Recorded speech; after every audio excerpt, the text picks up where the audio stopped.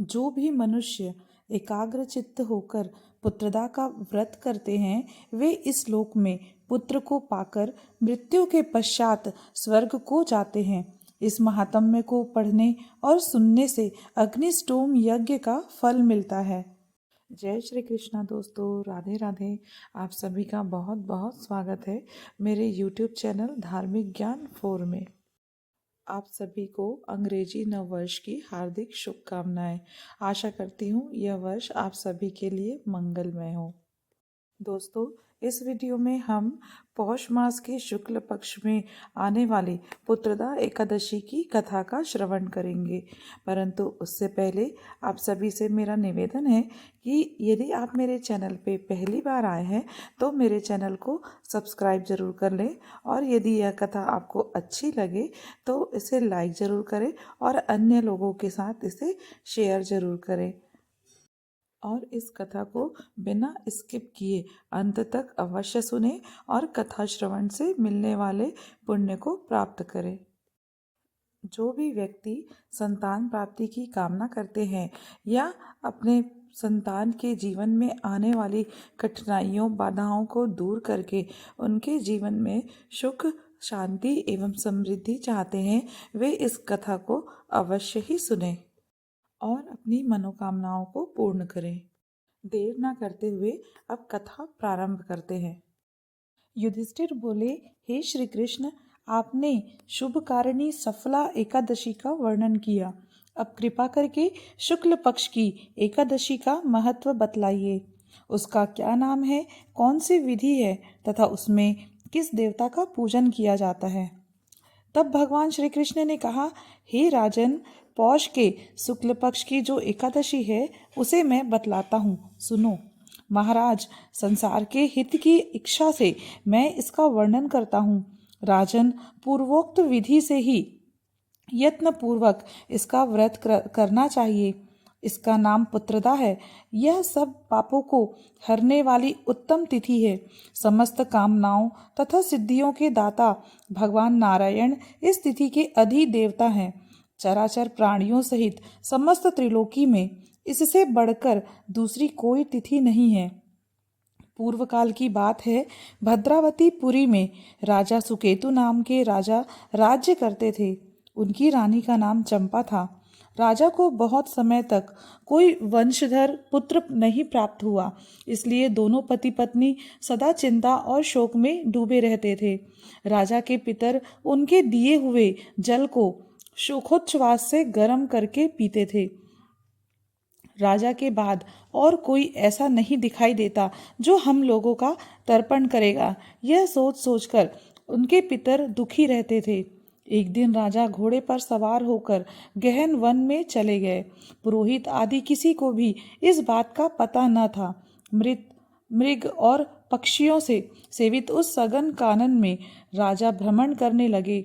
मार्ग में कहीं सियार की बोली सुनाई पड़ती थी तो कहीं उल्लुओं की। जहाँ तहाँ रीछ और मृग दृष्टिगोचर हो रहे थे। इस प्रकार घूम घूम कर राजा वन की शोभा देख रहे थे। इतने में दोपहर हो गई। राजा को भूख और प्यास सताने लगी। वे जल की खोज में इधर उधर दौड़ने लगे। किसी पुण्य के प्रभाव से उन्हें एक उत्तम सरोवर दिखाई दिया, जिसके समीप मुनियों के बहुत से आश्रम थे। शोभाशाली नरेश ने उन आश्रमों की ओर देखा। उस समय शुभ की सूचना देने वाली शकुन होने लगे। राजा का दाहिना नेत्र और दाहिना हाथ फड़कने लगा, जो उत्तम फल की सूचना दे रहा था। सरोवर के तट पर बहुत से मुनि वेद पाठ कर रहे थे। उन्हें देखकर राजा को बड़ा हर्ष हुआ। वे घोड़े से उतरकर मुनियों के सामने खड़े हो गए और पृथक पृथक उन सबकी वंदना करने लगे। वे मुनि उत्तम व्रत का पालन करने वाले थे। जब राजा ने हाथ जोड़कर उन्हें बारंबार दंडवत किया, तब मुनि बोले, हे राजन, हम लोग तुम पर प्रसन्न हैं। तब राजा बोले, आप लोग कौन हैं, आपके नाम क्या हैं तथा आप लोग किस लिए यहाँ एकत्रित हुए हैं, मुझे बताइए। तब मुनि बोले, हे राजन, हम लोग विश्वदेव हैं, यहाँ स्नान के लिए आए हैं। माघ निकट आया है। आज से 5वें दिन माघ का स्नान प्रारंभ हो जाएगा। आज ही पुत्रदा नामक एकादशी है जो व्रत करने वाले मनुष्य को पुत्र देती है। तब राजा ने कहा, हे विश्व देवगण, यदि आप लोग प्रसन्न हैं तो मुझे पुत्र दीजिए। तब मुनि बोले, हे राजन, आपके ही आज के ही दिन पुत्रदा नाम की एकादशी है। इसका व्रत बहुत ही विख्यात है। तुम आज इस उत्तम व्रत का पालन करो। महाराज, भगवान केशव के प्रसाद से तुम्हें अवश्य ही पुत्र प्राप्त होगा। भगवान श्री कृष्ण कहते हैं, युधिष्ठिर, इस प्रकार उन मुनियों के कहने से राजा ने उत्तम व्रत का पालन किया। महर्षियों के उपदेश के अनुसार विधि पूर्वक पुत्रदा एकादशी का अनुष्ठान किया। फिर द्वादशी को पारण करके मुनियों के चरणों में बारंबार मस्तक झुकाकर राजा अपने घर आए। तदंतर रानी ने गर्भ धारण किया। प्रसव काल आने पर पुण्यकर्मा राजा को तेजस्वी पुत्र की प्राप्ति हुई, जिसने अपने गुणों से पिता को संतुष्ट कर दिया। वह प्रजाओं का पालक हुआ। इसलिए हे राजन, पुत्रदा का उत्तम व्रत अवश्य करना चाहिए। मैंने लोगों के हित के लिए तुम्हारे सामने इसका वर्णन किया है। जो मनुष्य एकाग्रचित्त होकर पुत्रदा का व्रत करते हैं वे इस लोक में पुत्र पाकर मृत्यु के पश्चात स्वर्गगामी होते हैं। इस महात्म्य को पढ़ने और सुनने से अग्निष्टोम यज्ञ का फल मिलता है। तो दोस्तों, ये थी पौष मास के शुक्ल पक्ष में आने वाली एकादशी, पुत्रदा एकादशी की कथा। आप सभी को यह कथा कैसी लगी अवश्य बताइएगा। और यदि आपको यह कथा थोड़ी भी अच्छी लगी हो तो प्लीज़ इसे लाइक ज़रूर करें। आपके द्वारा किए गए एक एक लाइक से हमें आगे वीडियो बनाने में प्रोत्साहन मिलता है और खुशी मिलती है।